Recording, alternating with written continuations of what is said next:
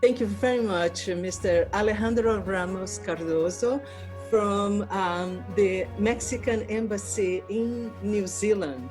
You are Press and Public Relations Officer, I understand, Chief of Staff as well, right? And previously you edited also the Foreign Affairs magazine, Mexican Foreign Affairs magazine. Can you tell us a bit what made you interested in the field of digital diplomacy?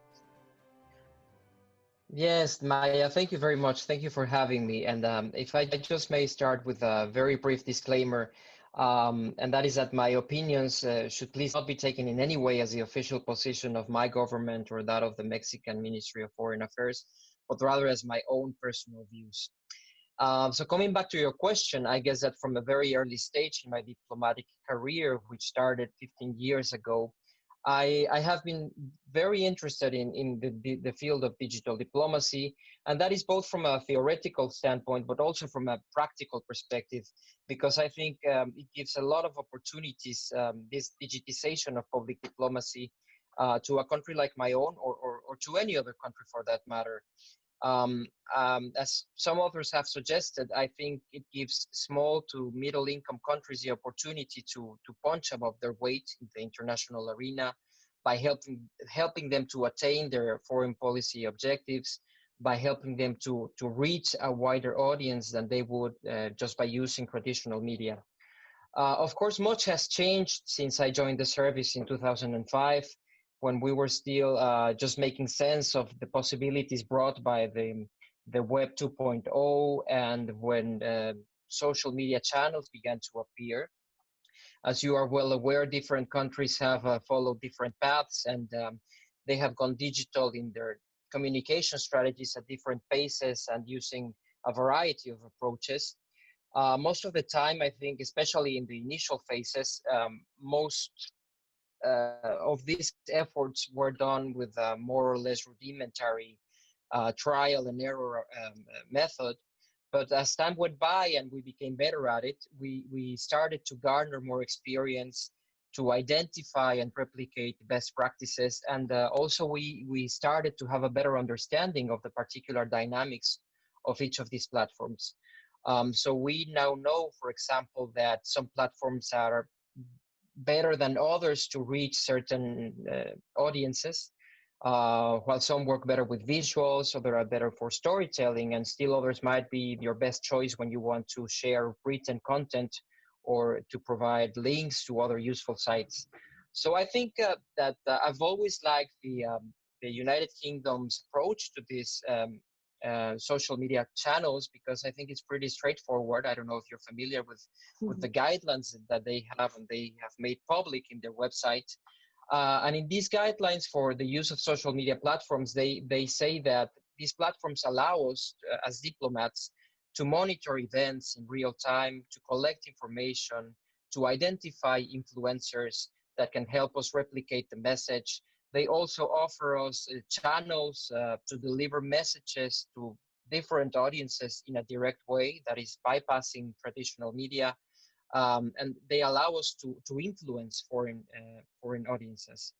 And I think it's also very important that to stress that these platforms also make diplomacy more accountable and transparent to the public through open dialogue.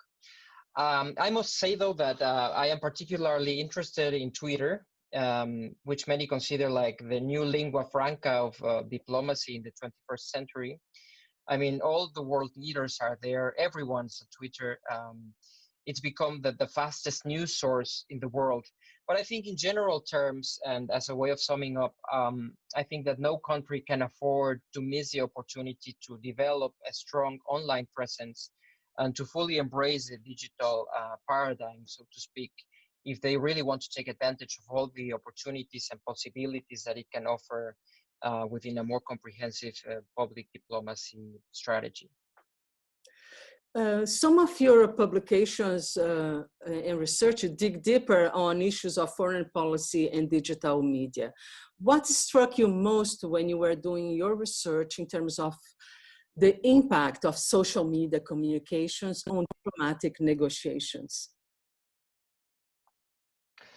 That is a good question, and I think that we should consider, or we should understand, that these digital platforms in which we spend a good part of our daily lives have become not only the means to communicate between users, and hence its social nature, but also the sphere where we can interact with public officials, with public figures, with influencers. And it is also the place where governments, whether it be heads of state, heads of government, foreign ministries, international organizations, interact amongst themselves as well. And I think that if we consider what the public diplomacy literature has been telling us for the past few decades, these digital technologies have also become an important tool for any government that wishes to influence and to shape public opinion abroad. And a case in point that I like to think of to illustrate this relationship between social media communications and international cooperation is the negotiation of the nuclear agreement with Iran in 2015, where I think it can be said that digital diplomacy strategies were put in place to create favorable conditions in the public opinion that ultimately led to the accomplishment of this deal.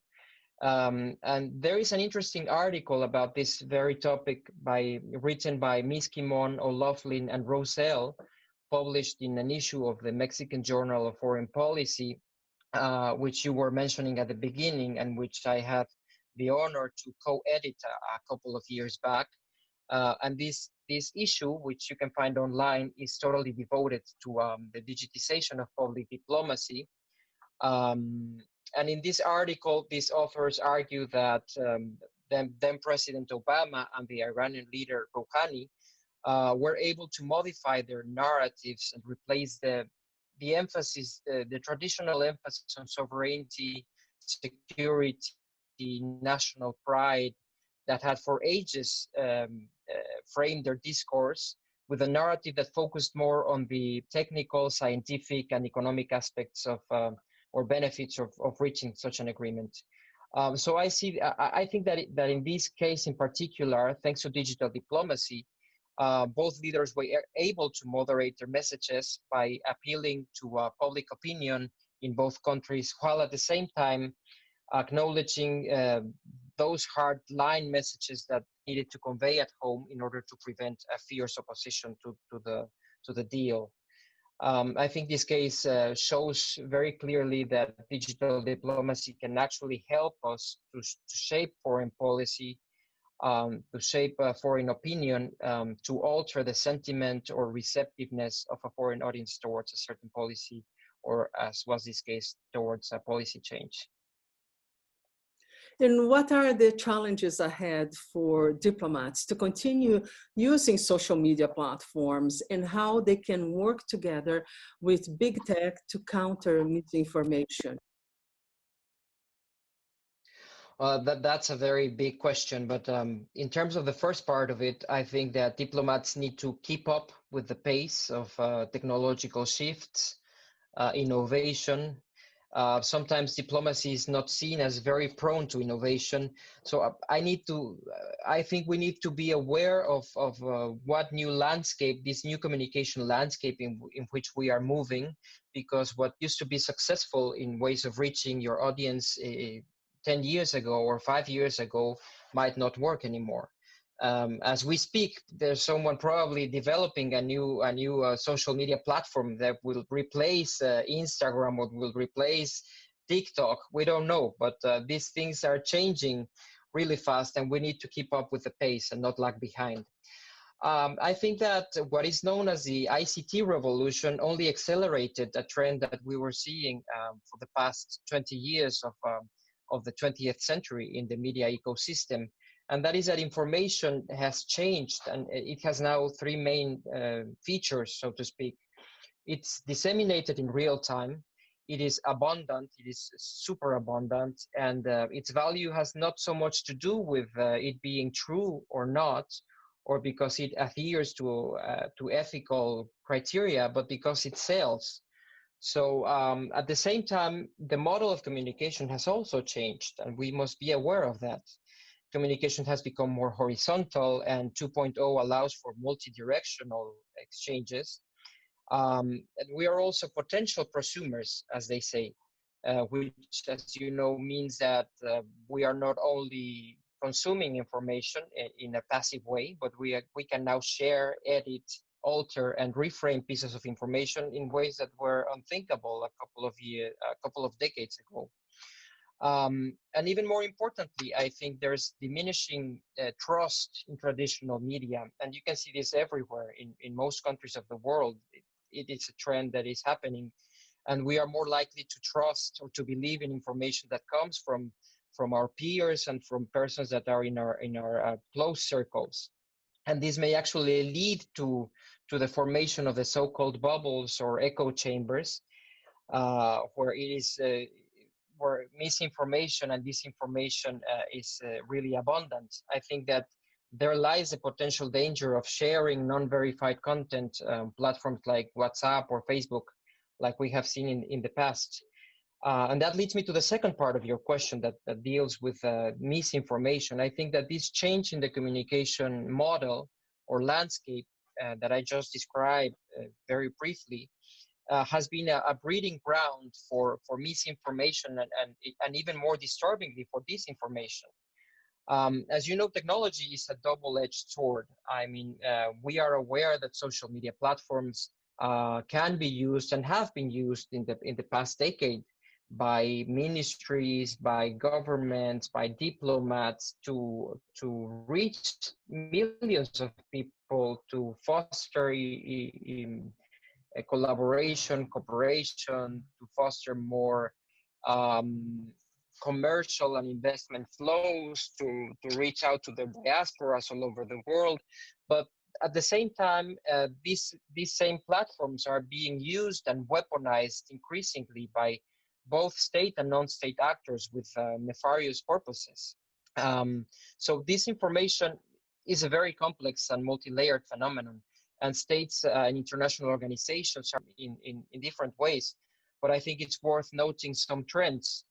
So on the one hand, you have some states that are taking measures individually, for example, Germany or other countries in Europe. But there is also a considerable effort to address this issue in a joint manner, both within formal multilateral schemes like the European Union, NATO, etc., and also in informal schemes like the G7, the G20, the Five Eyes countries, and others. Also, while some countries are passing legislation and trying to tackle the problem and make these social media companies accountable and responsible, there are others that are investing more in media literacy programs and leaving the task of so-called fact-checking mechanisms merely in the hands of the press and the civil society. So these are different approaches that states are taking in the way to counter this problem. I think that in general, it is crucial that governments, NGOs, the press, and civil society create a common front with big tech to counter mis and disinformation. And a good example is what we just saw with the management of what's been called the COVID-19 infodemic, because I think it's in the best interest of all these parties to address this issue that ultimately damages the social fabric. And at the end of the day, and this would be my final remark, I think it's important to remember that we as citizens have a responsibility as well. And as users of social media platforms, we need to be ready to hold these companies accountable, to demand more transparency from these companies in terms of what they're doing with our public, with their personal data, and what they're doing with their algorithms, for example. I think we should consider this to be our shared responsibility if we really want to build and strengthen a culture of social resilience.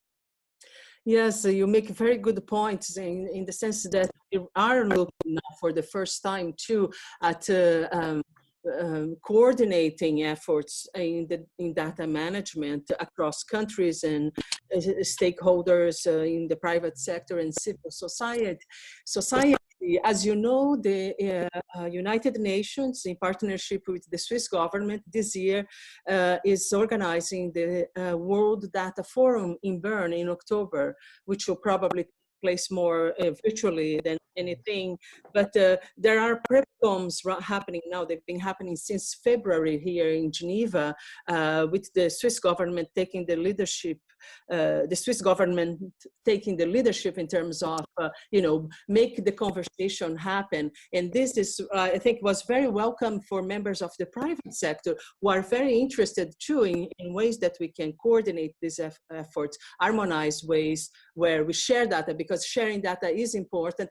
It's very helpful, as we have seen with COVID-19. So what do you see is the question of big data and other approaches to coordinating internationally, to creating normative frameworks to work with big data?